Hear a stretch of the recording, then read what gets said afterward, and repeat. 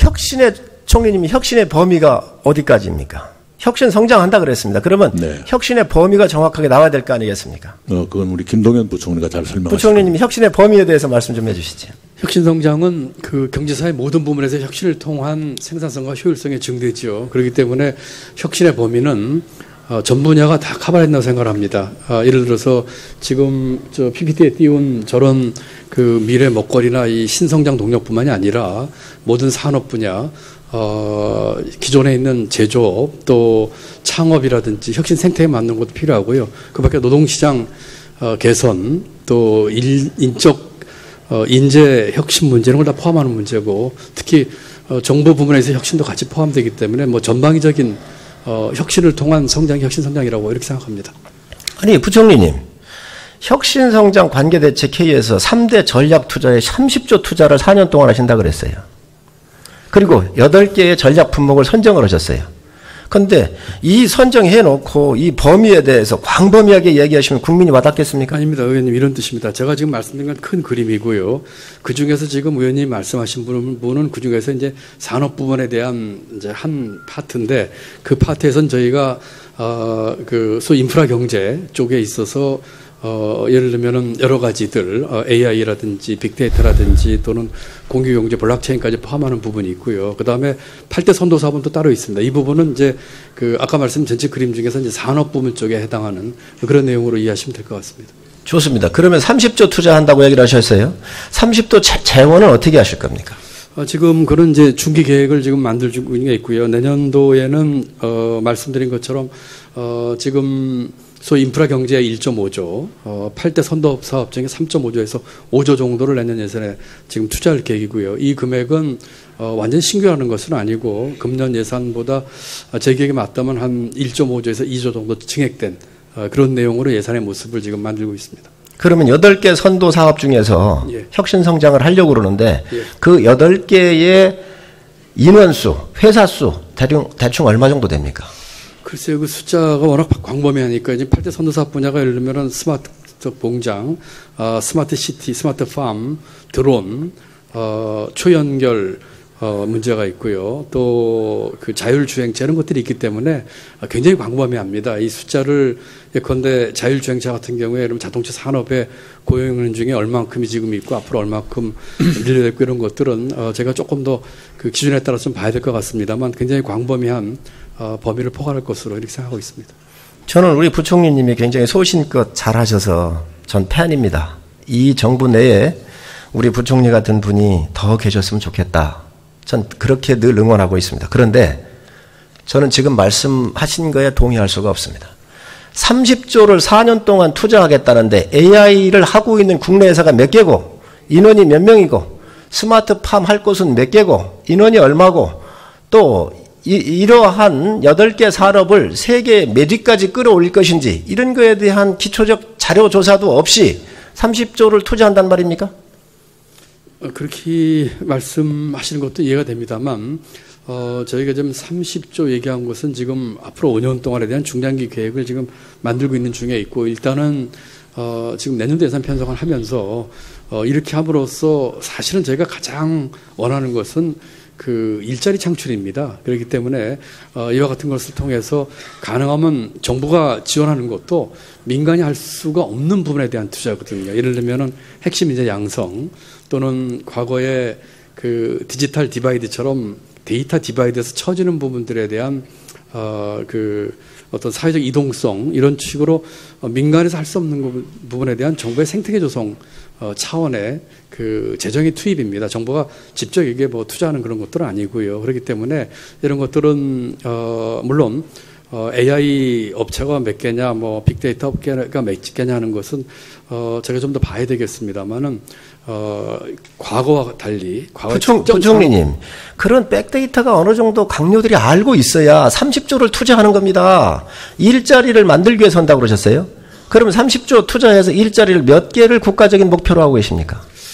저희가 아직 그 숫자까지는 지금 뭐 준비는 하고 있습니다만 이렇게 공개적으로 얘기할 정도로까지 저희가 준비는 덜 돼 있고요. 제가 말씀드리고 싶은 것은 과거의 특정 산업, 특정 기업에 대한 지원이 아니고 생태계 조성이고 민간이 할 수 없는 부분에 대한 정부의 역할을 하려고 하는 것입니다. 그리고 이와 같은 플랫폼 경제나 8대 선도 사업을 선정하는 데 있어서 지금 우리가 그 투자를 하지 않으면 뒤처지거나 또는 지금 투자하면 우리가 남보다 앞서갈 수 있는 분야를 중심으로 했습니다. 조금 뭐 성현님 보시기에 부족하게 미흡한 점이 있겠습니다만 이런 취지를 가지고 제가 조금 더 구체적인 방안을 만들어서 부총리님, 작년도 17년 12월에 관계장관 회의를 열으셔서 선도사업 선정을 했고요. 또 올해 8월 13일에 혁신성장 관계장관 회의를 해서 5조 투자하고 30조 하겠다 그러셨어요. 이거 할 때 플랫폼을 만들든 인프라를 구축하든 거기서 나오는 일자리와 지금 현재 상황을 정확하게 파악을 해야 이 30조를 투자하는 것이지 아까 치매국가 책임제처럼 아무런 생각 없이 그냥 한 겁니다. 국가 인프라가 있음에도 불구하고 안 쓰고. 그러니 이 정책을 국민한테 혁신성장이라는 걸 내놨는데 과연 국민이 이걸 믿겠냐는 거예요. 제가 못 믿고 있는데. 의원님 이렇게 해주시면 좋을 것 같습니다. 이렇게 해서 구체적으로 직접 일자리 몇 개 나오고 간접 일자리 몇 개 나오고에 대해서 저희도 왜 갈증이 없겠습니까? 지금 일자리 문제로 국민들이 다 힘들어 하시는데 저희가 이걸 한번 몇 개 만들겠습니까? 하는 얘기를 하는 거를 저희도 하고 싶습니다. 그런데 지금 이 문제를 저희가 아까 말씀드린 것처럼 여러 가지 그 생태계 조성과 그 앞으로 우리가 국제적으로 비교를 가질 수 있는 분야에 대한 것을 투자하겠다고 하는 의지를 보여준 것이거든요. 그리고 이와 같은 것들이 민간 부분과 같이 이게 시너지 효과를 내야 됩니다. 그래서 이제 민간 혁신 분야에 투자를 하고 있는 것이거든요. 자, 부총리님. 그러니 민간하고 시너지를 내야 되니 민간이 몇 개 회사가 있는지 인력은 얼마나 있는지 이게 돼야 국가의 돈과 매칭될 거 아닙니까? 국가가 30조 투자를 하면 민간이 이걸 받아서 30조가 아니라 3,000조 정도의 부가가치가 그 이상으로 나와야 될 겁니다, 이게. 그런데 그러한 기초조사 없이 이거를 그냥 발표했단 말이지요. 이게 무슨 혁신성장인가? 이것 또한 실패합니다, 일자리처럼. 의원님, 저희가 그런 그 기초조사 없이라고 말씀하시면 제가 좀 억울하고요. 예를 들어서 자율주행차 하면은 지금 예를 들면 특정 업체가 지금 하고 있습니다.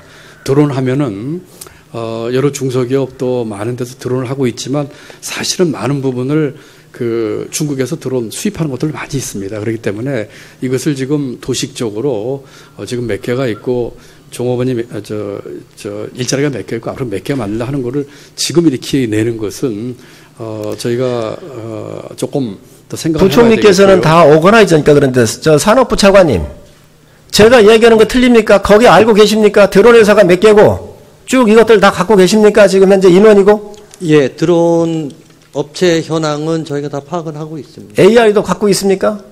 예, AI는 뭐 과기부 관련된 부처들. 좋습니다. 그러면 우리가 이 30조 원을 투자했었을 때 그 회사에 세계적으로 1등할 목표 수가 몇 개고 우리 경제 성장률 전체로 묶어서 대한민국이 목표하는 경제 성장을 얼마까지 끌어올리고 고용은 얼마만큼 더 증대를 시켜야 되겠다라고는 목표를 세우고 하신 겁니까? 협의하셨습니까? 예산 요청하신 겁니까? 뭐 이렇게 딱 부러지게 그게 이렇게 무슨 무자르듯이 될 수 있는 거는 아닌 것 같고요. 기본적으로 정부 재정하고 상관없이 또 자생적으로 생기는 무자르자고 하는 게 아닙니다. 목표치가 있어야 될 거 아닙니까? 강요들이. 안 그렇습니까? 목표도 없는 돈을 어떻게 30조씩 넣을 겁니까? 기업이 그렇게 넣는 거 보셨습니까? 산정품을 갖고 있어야 돼요. 기획재정부는 모를 수가 있습니다.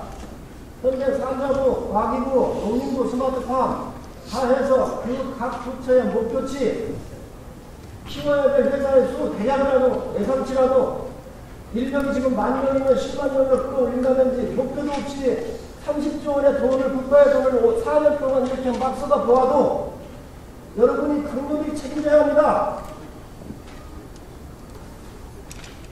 어찌 이런 계획을 세우면서 두리뭉실 국회에서 그냥 넘어가려 하십니까? 부처에 나온 장차관들은 이거에 대해서 머릿속에 완벽하게 넣고 있어야 합니다. 숫자는 틀려도 좋습니다. 국민이 모아준 세금을 여기에서 기획하고 쓰고 결과를 좋게 내라고 하는 거 아닙니까? 예, 의원님, 제가 짧게 한 말씀 올리겠습니다. 그 의원님 저 질의 주신 취지는 제가 충분히 알겠고요. 그런 취지에 맞춰서 제가 노력을 하겠습니다. 지금 각 해당되는 부처에서도 거기에 대해서 그와 같은 데이터나 또 계획이 없는 것은 아니고요. 그렇지만 주신 말씀대로 더 하겠습니다. 한 가지 제가 좀 꼭 드리고 싶은 말씀이 이런 얘기입니다. 일자리 문제가 지금 그 어려운데 그 중에 이제 구조적인 원인 얘기를 많이 하고 있거든요. 예를 들면은 산업 구조가 변하고 있다 보니까 과거와 같은 우리 반도체나 조선 자동차 쪽에서 반도체가 좋고 한다고 하더라도 일자리 안 나옵니다. 그렇기 때문에 미래의 산업 구조라든지 이 구조변의 패턴에 따라서 그럼 앞으로 어디서 일자리 나올까에 대해서 지금 고민하는 부분이 지금 말씀드린 이 부분이 이제 그게 하나의 예거든요.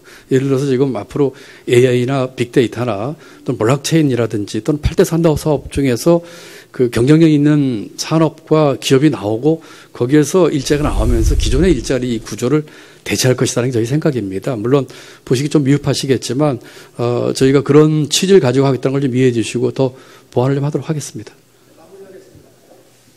박근혜 창조 경제도 실패했어. 이명박의 녹색 성장도 실패했어. 이 정부의 혁신 성장도 실패할 겁니까? 어느 정도 성공해야 합니다.